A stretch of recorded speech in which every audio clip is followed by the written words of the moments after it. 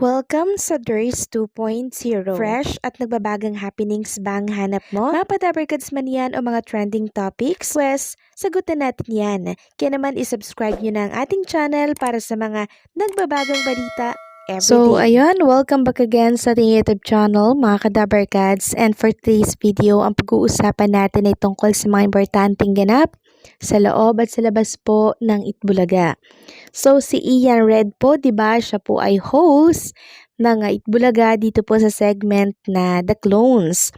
So, lubos po siyang nagpapasalamat sa kanyang views dito po sa YouTube channel. So, may YouTube channel siya and sobrang thankful siya kasi pumalo po ng 100 plus yung mga views ng kanyang mga vlogs. So, simula po kasi nang siya po ay napatapak or naging part ng Itbulaga, grabe mga kadabarkads, talagang minahal po siya at patuloy na minamahal ng mga taga-subaybay po ng Itbulaga. So ayan o, ang dami na pong interested sa kanyang manood ng vlog kasi sobrang kwela po siya. So pagka talaga sa Itbulaga ka nakilala, unti-unti pong yung karera mo talaga namang magbo-boom. Diba katulad po ni Atasha Mulak, nagsimula siya sa Itbulaga, tapos eto na ngayon, ang dami na pong endorsement. So nakakatuwa, 'di ba? Samantalang update naman tayo kay Tito Soto na kung saan binati niya po ng 65th birthday. Etong si paring Rapi Tulpo. So birthday po pala niya. Sabi po ni Tito Sen, happy 65th birthday, paring Rapi. Your admirable practicality and fierceness prove productive in railroading the legislative priorities for every Filipino's benefit. I wish you good health and deeper wisdom to serve our nation longer. So mula po sa buong Dabarkads, happy 65th birthday, Rapi Tulpo. Samantalang si Atasha Mulak naman ay pinadalhan po ng pagkarami-raming gift and syempre kabilang dito ang bouquet of flowers. Mula ata ito kay Gray Isabela. So nakakatuwa lang kasi ang dami pong nagmamahal kay Atasha Mulak. Talagang ang daming nagbibigay sa kanya ng mga regalo, mga pa-flowers. Isang patunay lamang ito na talaga namang na-appreciate si Atasha Mulak dito po sa Itbulaga. And syempre si Atasha Mulak po kasi mga kadabarkads, napakabait na bata yan. Tapos pinalaki po siya ng mga magulang nila ng maayos, may takot at may respeto. And syempre, very down to earth. Simple, no? Kahit mayaman. Samantalang si Boss Joey naman po ay naglabas ng panibago na naman pong painting sa kanyang Instagram account. So sabi po dito, welcome to Miss Banana Republic Beauty Pageant. And now for our Banana Q and A. Talaga namang ang husay ni Boss Joey De Leon. Tingnan niyo po yung hair nitong parang sila pula-pu. Banana yung hair niya, 'di ba? Nakakatuwa. So, talagang literal na banana itong ginawa ni Boss Joey na painting. Samantalang isang noontime show, mga kadabarkads, ang naharap sa matinding batikos ngayon. So, anong noontime show yan at saan nagsimula ang usaping yan? Ito po mga kadabarkads ay may kaugnayan sa napapanahong issue tungkol po sa pagkakaaresto sa dating president na si Rodrigo Roa Duterte. So ganito po kasi ang ginawa ng writer ng isang noontime which is itong It's Showtime. Kaya naman ngayon ay binabatiko sila ng mga netizen and syempre yung mga pro Duterte. Ito po yung spiel. Ito yung nilalaman ng spiel, no? Basahin lang natin. Gamit na gamit kasi mga kadabarkads yung salitang deserve na inuugnay po ng ilang mga netizens sa pagkakadakip dito po kay ex-president. Sabi kasi dito ni Bong, what's up, madlang people? Parang may iba sa ngiti nyo ngayon. Parang ngiting may inspirasyon.